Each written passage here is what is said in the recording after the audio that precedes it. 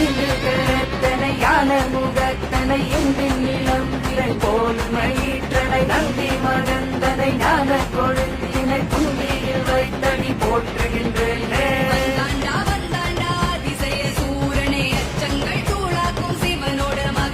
தந்தாண்டா தந்தாண்டா கற்பக வீரனை துண்டித்தை வீமனை வாருமையா.